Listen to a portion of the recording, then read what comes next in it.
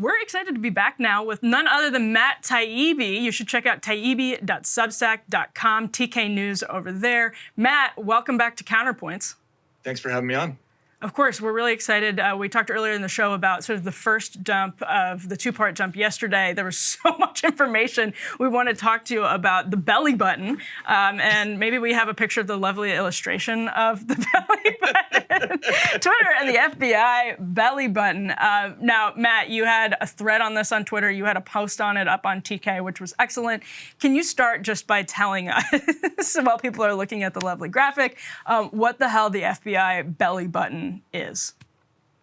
It's actually really interesting. I know that picture is gross and kind of off-putting, but in a way it kind of should be, because one of the things that we were focused on with these documents is trying to figure out the architecture of how information flowed to and from the government with Twitter. And what this thread is really about is how Twitter didn't really want to work with certain agencies for a variety of reasons. They had political disagreements. They thought the State Department, for instance, was too Trumpy. And so they were putting up a front about how many different agencies they wanted to give away their chief moderator's phone number to. And ultimately, they settled on a system where everything went through the DHS and the FBI, and there's a passage where the FBI agent says, think of us as the belly button for the USG. Mm-hmm. So information essentially, and there's another passage where the agent says, the FBI will take care, we'll handle federal and the USIC, and DHS will know what's going on in all the states. So that's how they did up the information. The moderation request came in on the federal and international side through FBI, and domestically through the Homeland Security. And you also talked about this one back and forth around people who were retweeting or zero hedge articles or something, because Zero Hedge had been banned, but then people are still sharing some of the information, and they said it led to, quote, another flurry of disinformation narratives around the time Zero Hedge had been speculating on the origins of COVID, whether or not it was a lab leak or natural origin. So what's going on with it? Like, are they zeroing in on Zero Hedge at this point, and then trying to make sure that there's nothing emanating remotely from them? And what else did you find around this area? So I think this came from a report by the Global Engagement Center, which is like the fledgling intel arm of the State Department that nobody's ever heard of. It was founded in the Obama years under Hillary Clinton. I think they wanted to make basically like the State Department version of the NSA. And so it's kind of the weak sister of the intelligence community.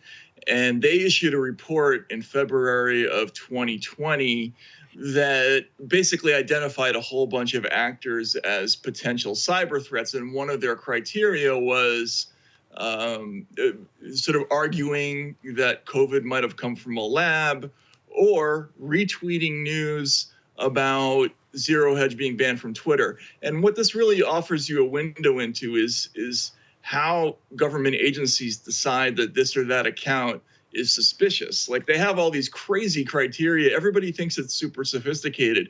It's not. It's really stupid. Like, in another area of these reports, they're talking about anybody who retweets 2 or more Chinese diplomats is now suspect for spreading Chinese disinformation, and that included like the Canadian military, like a CNN account. So this just gives you a window into how they're making those decisions. I think it also gives us a window into how, and this was another thing your earlier thread yesterday reported on, how reporters promulgate and fuel so much of this cycle. Your earlier thread, something like reporters now know this model works. That was an email from a Twitter reporter or a Twitter staffer. What did you find as it relates to this question in terms of reporters fueling and working with the government agencies, basically in service of censorship? Yeah, so I find this part fascinating. Maybe only other reporters find it interesting, but you might remember back in the WMD episode, there was this famous thing involving Dick Cheney and this thing called stovepiping, where Cheney would reach into one of the intelligence agencies and grab raw intel that hadn't been vetted, would feed it to a news agency or a newspaper like the New York Times, and then would go on a show like Meet the Press and say, hey, did you hear about that New York Times article? And exactly the same process goes on here. Basically, you have, either a government department like the Senate Intel Committee or some private researcher that's connected to the government that goes through a reporter and says, here are a bunch of suspect accounts we think are Russia linked. And then they will go to Twitter and say, we think these are Russia linked. Will you take action on them? Do you have any comment? And Facebook, not wanting to take the political hit, might suspend a few accounts, and then instantly they have a headline like, Facebook uncovers with our help, Russian influence. And that's what the Twitter staffer was talking about, that this is a model that works. As soon as you get somebody to sign off on the idea that this or that account is Russia linked, you have an automatic news story. And they did that over and over again. And what's really interesting, I thought, in these documents is you see the Twitter staffer saying, this is going to happen to us over and over again. And it did. I also wanted to ask you about this Yoel Roth email that's number 17 in your thread, which I think actually kind of exposes the divide in such a profound way. And it's Roth referring to the DHS and FBI as apolitical. And he puts generally in parentheses to acknowledge that, okay, maybe there's a tiny bit of politics going on with DHS and FBI, but it's an internal email. I feel like when he's writing this, I think he means it. And the problem with this GEC, and you can talk a little about what GEC is, to them that was political. So what do you draw from the fact that, and let's assume that he means it, that when he thinks of the FBI and DHS, that he sees them as apolitical. What does that tell you about how Twitter was relating to those organizations, those government agencies? Well, clearly, I think they brought themselves into a place psychologically where they were able to comply with really this unbelievably incessant stream of demands from agencies like the FBI and the DHS to eliminate certain accounts. They justified that on the grounds that all of these things were legitimate threats. They were legitimately dangerous. We legitimately had to worry about what he called major risks, which included, I guess, Donald Trump getting reelected. So when they were presented with an agency that was politically not in the same place as they were, and it happened twice that year, actually, I didn't mention this, but also that summer, they refused to go along with a Pentagon program that involved the Army making fake accounts to cover up for drone attacks. They decided that a more Trump-leaning government agency was, quote, political, and the FBI, DHS, NSA, CIA, all those other agencies were not political. So that's how they justified dealing with all those moderation requests. But I think it's pretty transparent what they were doing, and I think people will see it that way too. Follow up on that real quick. Go for it. How does that relate to what you found? How does that relate to Li Fang's story? Once Trump was in, can you, what's the connection between Li Fang was on our show a couple weeks ago talking about what he had found in which Twitter was kind of whitelisting a bunch of Pentagon bots and Pentagon accounts that were doing propaganda around the globe and around drone strikes. Did they at some point then you found pushback against some of this? Were they going too far? Yeah, and Lee even wrote about that. The pushback came in June of 2020. It started with Facebook, actually. Facebook was the first company to say no, and then Twitter kind of followed their lead.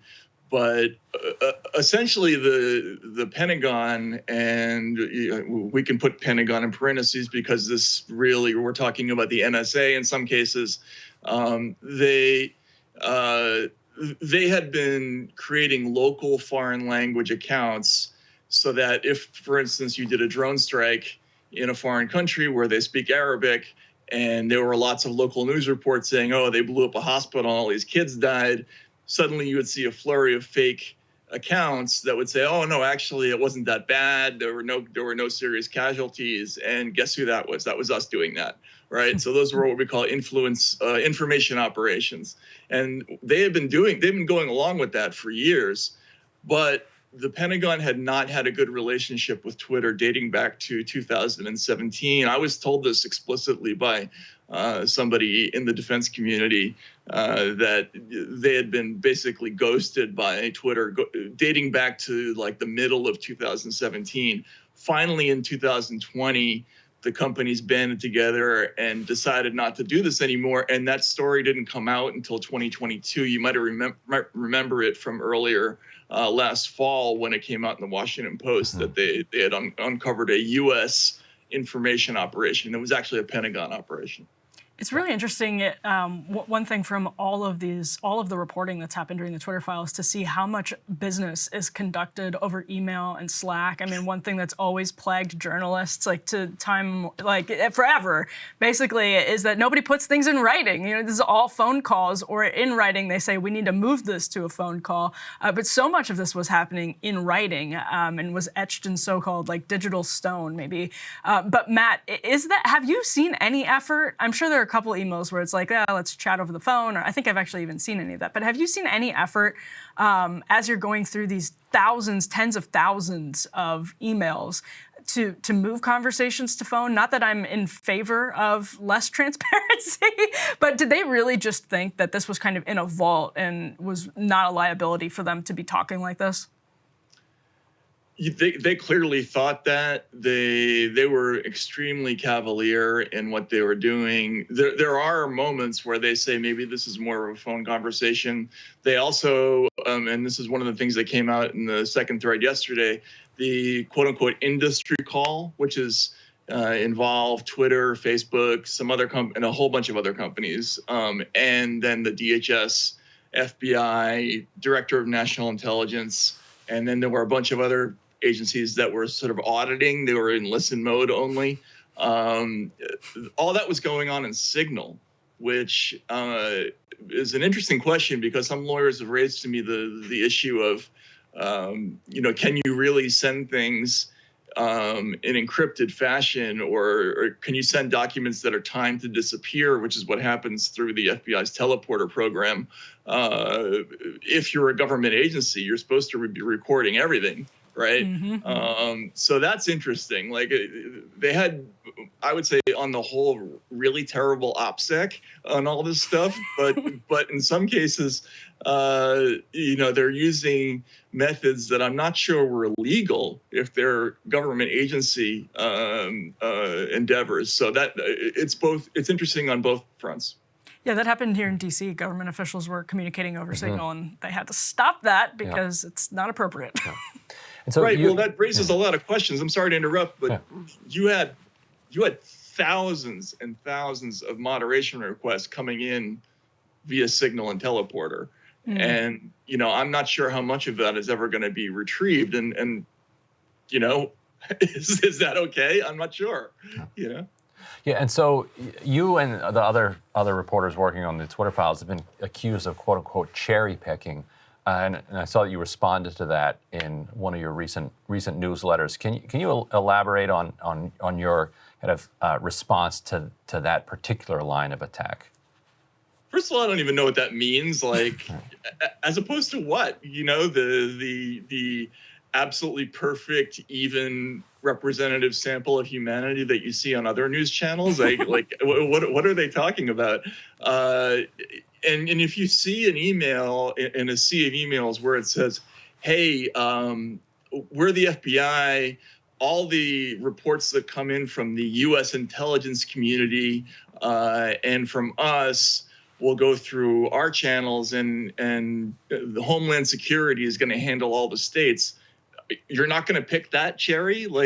As a reporter, I don't really understand what they're arguing here. Yes, of course, we're taking the interesting stuff But if you want to argue that there's some other email somewhere that says, "Oh, we're not doing this," I would feel ethically obligated to put that in there. I haven't seen that. So that's why I'm feeling confident in publishing this stuff. But there isn't really like a contra argument that is not appearing in these emails. One thing that people have said, because I reported this initially, there were requests that came from the Trump administration, and were honored. I was told that pretty solidly by former executives, and I felt obligated to report it, but I haven't seen it in the email record. So that's why people aren't seeing it. It's just that I don't have it in writing. That is really interesting. And I really recommend folks follow your Substack too, TK News, because it's been helpful in sort of fleshing this out even more. Just great reads over there, and hope you're able to get some sleep, Matt.